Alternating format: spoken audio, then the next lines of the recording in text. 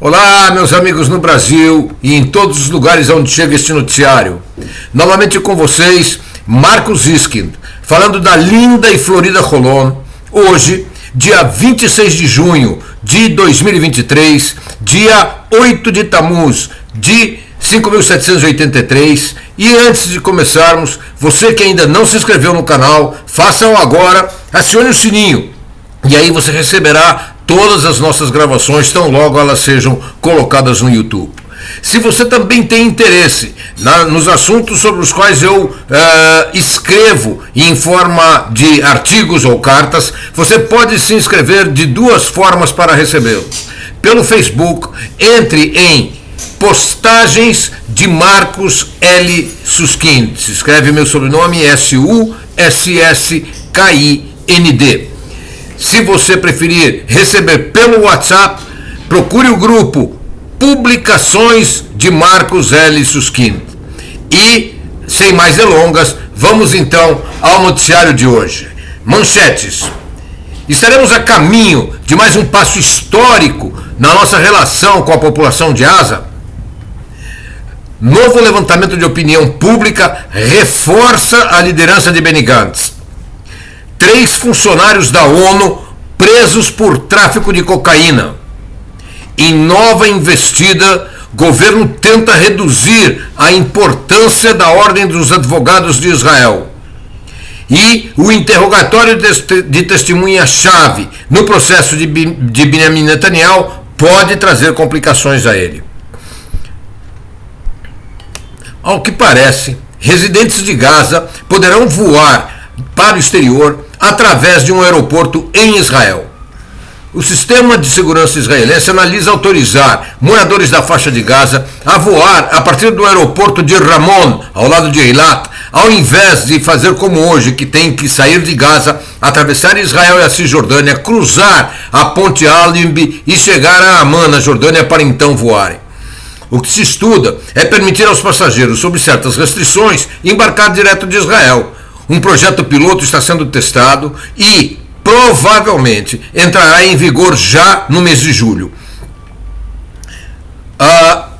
Trata-se de um passo histórico, uma vez que as relações com Gaza andam bastante tensas.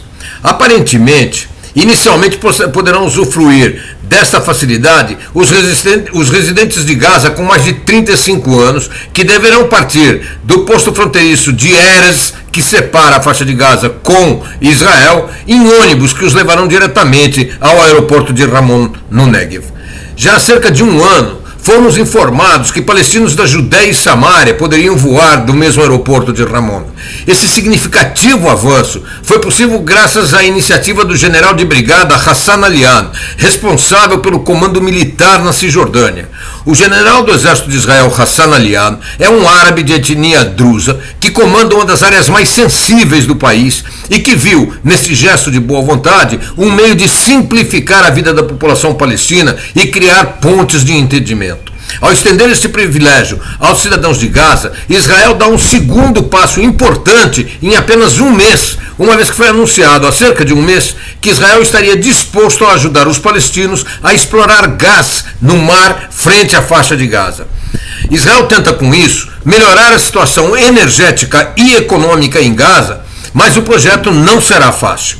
O plano para a exploração do gás caberia a um consórcio Israel, Egito e Autoridade Palestina. No entanto, o Hamas é quem controla Gaza e ele é inimigo absoluto da Autoridade Palestina, a quem ele expulsou de Gaza em 2007 após uma sangrenta guerra civil. Mesmo com todas as dificuldades, as nuvens cinzentas que cobrem o Oriente Médio parecem começar a se mover. Tomara que elas abandonem essa área do Oriente Médio.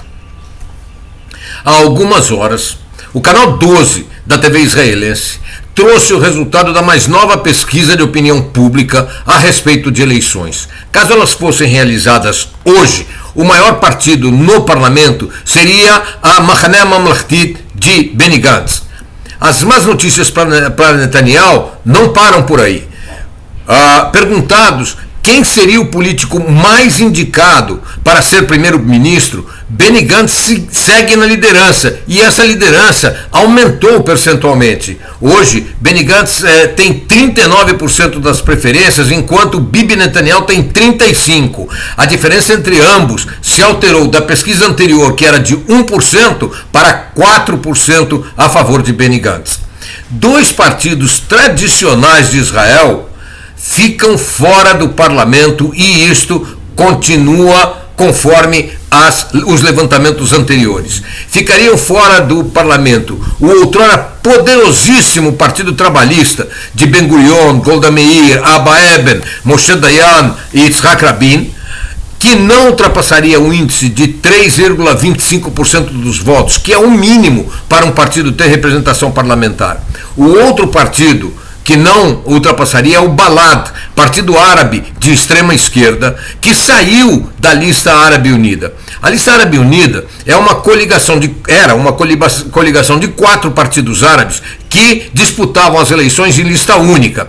Separado da coalizão, o Balad não consegue atingir o quociente eleitoral em qualquer uma das pesquisas que foram realizadas nos últimos meses. Com esses resultados, a coalizão de Netanyahu cairia para apenas 54 mandatos, enquanto a coalizão de partidos anti-Netanyahu já atingiria 62 mandatos e, portanto, formaria o novo governo.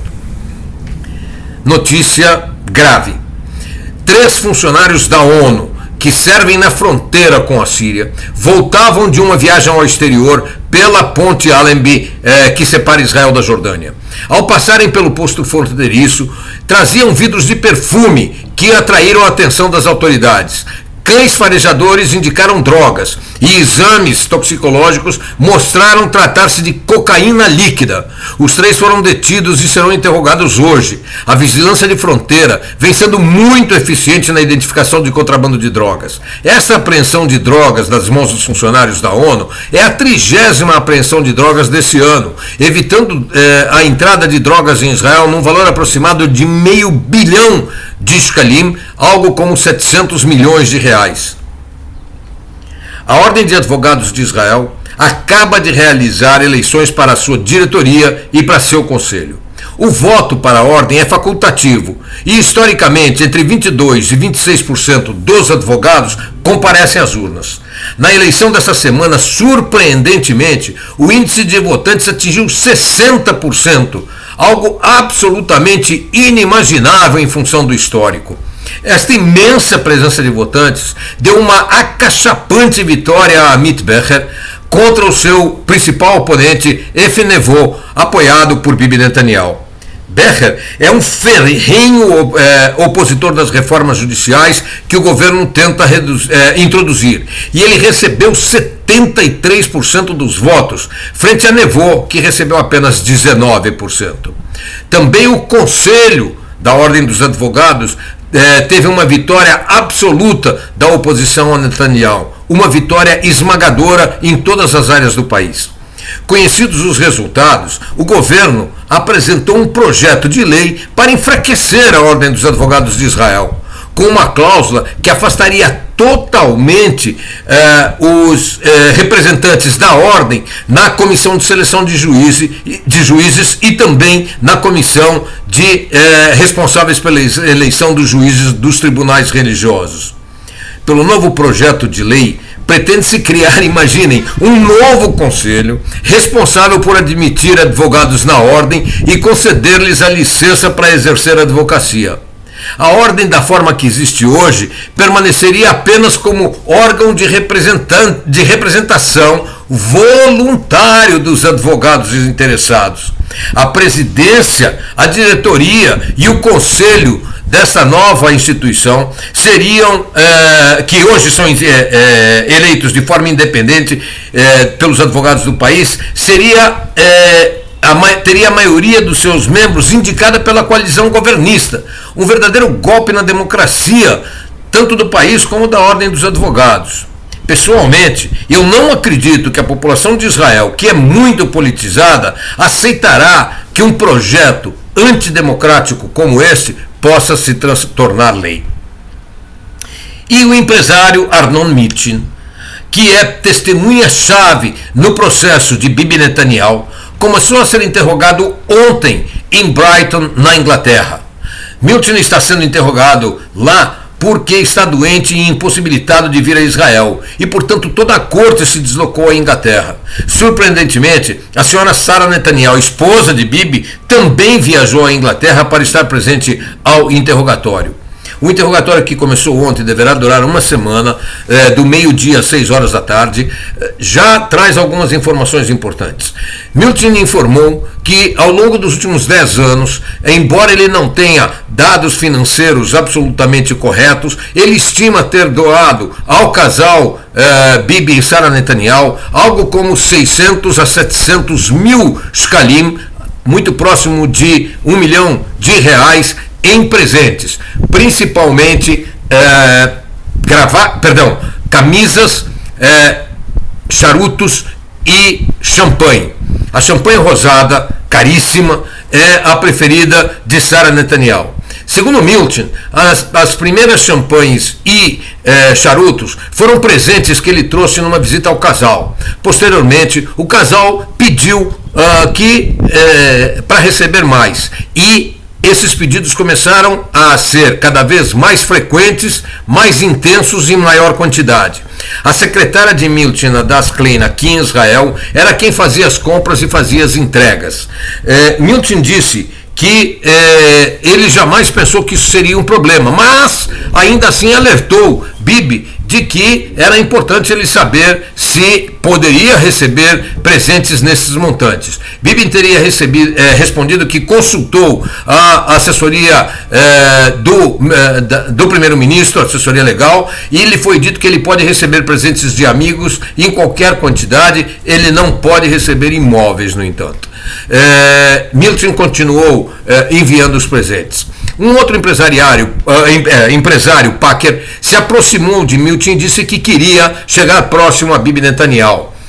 Ele então propôs dar uma joia ao casal. Quando ele mencionou o valor da joia que ele pretendia dar, de $40 mil, Milton disse: eu acho que é exagerado. No entanto, Packer teria dito: eu sou uma pessoa bondosa e não me preocupo com valores. E esse presente foi dado e aceito pelo casal.